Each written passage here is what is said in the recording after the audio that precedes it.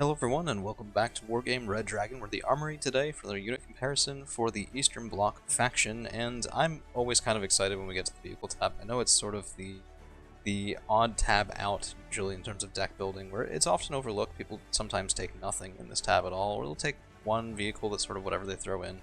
But it gives us so many oddball comparisons, and I particularly enjoyed today's comparison where we have the ZSU 57-2 20-point sort of anti-air-ish unit, and the Pram-S, which the Pram-S, in my opinion, is one of the most unique vehicles I've ever seen in this game. Can be very good, can also be a waste of points depending on if you're throwing it forward, but there's a lot to discuss here, and so I'm really curious what our expert Balanced is going to say, comparing these two units, and sort of guiding us to which one to pick. When we're looking at these two units, the most important thing is they fulfill two distinct roles, very distinct roles. So we'll start with the Pram-S since it's the more common unit. So the Pram-S is basically, it's just a fire support unit, but it's excellent at it. So the nice thing about the Pram-S is it's got crazy range and high HE, right? For an okay-ish price, right? So you'd play this at like max range and you would sling off 5 HE at, let's say, like at a town, infantry in the open, infantry in a forest, right? You have the ATGM as well, which means you can fire at vehicles and threaten them, right? There are a couple ways to do this. You can do like a stack of Pram-S's at max range, firing at like whatever you want to shoot at. You could split them up and spread them out to try and get different angles. So you have ATGMs coming at like tanks and other vehicles from all these different directions. There's a lot of versatility that you have with this unit. And I mean, it's just an excellent fire support unit. That's why it's the common choice. Generally, people take the Pram-S because it is just Up or down vetted for that common choice, shall we say? You definitely want to upvet it. Anything helps with the accuracy here. Yeah, you definitely want to upvet it. Yeah, 45% on the Conquerors, I suppose. But even 35% on the main gun's lower than I expected. But it is AoE, so yeah, that should mean that near misses will still do damage. They absolutely will. Yeah, and you're going to be getting less near misses when you're upvetted.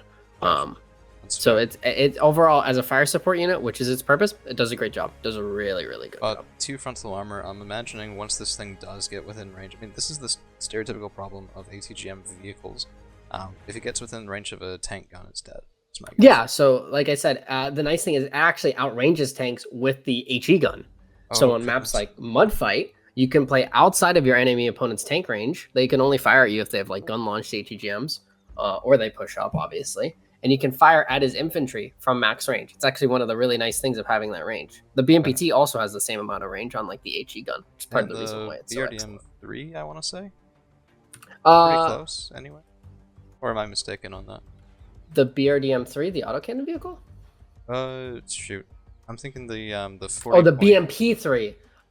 Yeah, I think the BMP 3 also has the same range on it. Just the nice benefit of having this extra range with the HE guns here. Gotcha. So the ZSU 57-2, when I first saw this unit, when I was scrolling through, just learning the game, I looked at it and I thought to myself, there's no way this is actually something people take, right? You sort of see this rinky-dink spag that has these two massively oversized cannons, and the stats on it don't look that exceptional. But people take it all the time, and I actually really enjoy the unit, so can you tell people why that is? Why do people enjoy this unit so much, even if it seems a little bit like an odd duckling? Yeah, so the nice thing about the ZSU is that it's really cheap for defending basically like your base.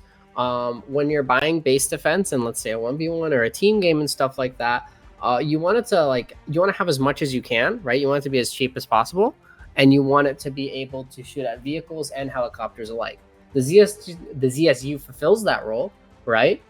For a very cheap price, and it has the added benefit of it's actually quite decent.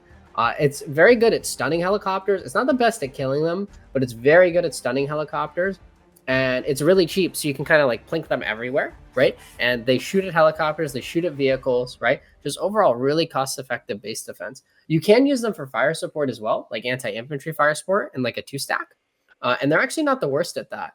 They do versus infantry. Actually, they mess up infantry pretty badly. And while that the 5 frontal armor is decently hard for line infantry to get through, maybe not sort of special forces. Yeah, so line infantry actually will kind of struggle bus versus it, depending on the line infantry a little bit. Shocks will not, and elites will not either. But line infantry, yeah, it's very good versus line infantry. The biggest thing though is versus autocannon vehicles, it does not have a good time. I can't really kill them. Gotcha. So hey, your standard Eastern Bloc deck, or let's put you in the shoes of some poor schmuck like me who's building Eastern Bloc, doesn't really quite know what to do with it, and spends 54 activation points other places. Now I only have 1 activation point, I have 1 card, what do I take?